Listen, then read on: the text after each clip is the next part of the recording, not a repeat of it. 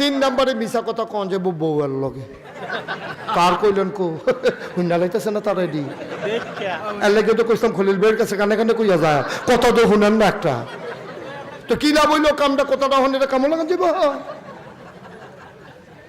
মিশা কথা কন যাব কার লগে বিসমিল্লাহির রহমানির রহিম।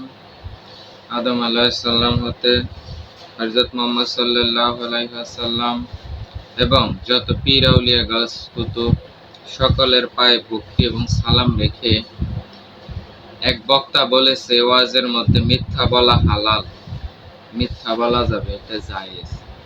তাহলে বক্তা যে কথাগুলা বললো আসলে কোরআন থেকে দেখি কোরআনের মধ্যে এই কথাটা কতটা যুক্তিসঙ্গত।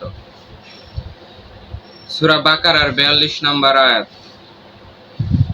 আর তোমরা হককে বাতিলের সাথে মিশ্রিত করো না এবং জেনে বুঝে হককে গোপন করো না। সূরা বনী ইসরাইল 81 নম্বর আয়াত, আর বলো হক এসেছে এবং বাতিল বিলুপ্ত হয়েছে, নিশ্চয় বাতিল বিলুপ্ত হওয়ারই ছিল।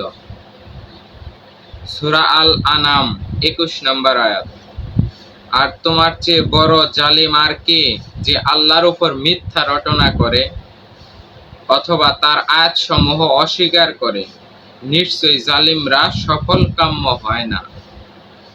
সূরা আল ইমরান 61 নম্বর আয়াত, মিথ্যাবাদীদের উপর আল্লাহর লানত।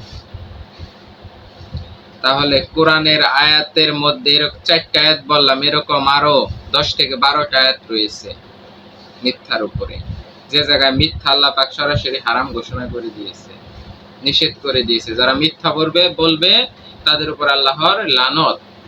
কিন্তু এই মোল্লা ধর্ম ব্যবসায়ী হারামখোর, এই মোল্লা বলতেছে মিথ্যা বলা জায়েজ।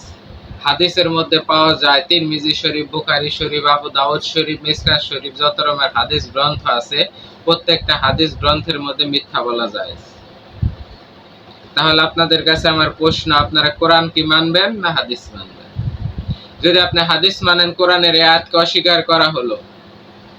আর যদি আপনি কোরআন মানেন, তাহলে হাদিস ওগুলা বাতিল করতে হবে। বক্তা যে বলতেছে ওরা সবাই মিথ্যাবাদী, হারামখোর বক্তা, ওদের কথা গ্রহণ করা যাবে না যদি কোরআনের কথা গ্রহণ করেন।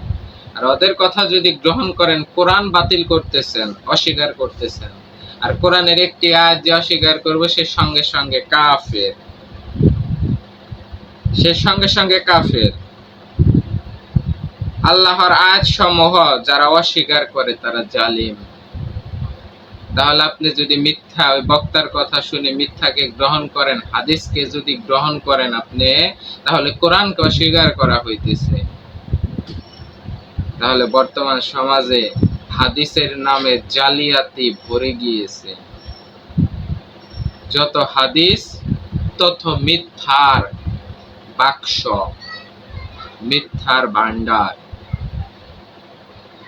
আপনারা এই কোরআনের সূরাগুলা পড়ে দেখেন, সত্য আপনারা জানতে পারবেন। আমার উপরে রাগ করে লাভ নাই, আমি আমার কথা কখনো বলি না, কোরআনে যা আছে তাই আমি তুলে ধরি। কারণ কোরআন আমি বাংলাতে পড়া পছন্দ করি, আমি আরবিকে পূজা করা পছন্দ করি না। আমি বাংলা ভাষার মানুষ, আমি বাংলা কোরআন পড়ার চেষ্টা করি। আরবির প্রকৃত অর্থ বাংলা কোনগুলো ওইগুলো জেনে সেইরা আমি পড়ার চেষ্টা করি। এই বলেই আমার কথা শেষ করছি। সবাই ভালো থাকবেন। আসসালামু আলাইকুম ওয়া রাহমাতুল্লাহি ওয়া বারাকাতুহু।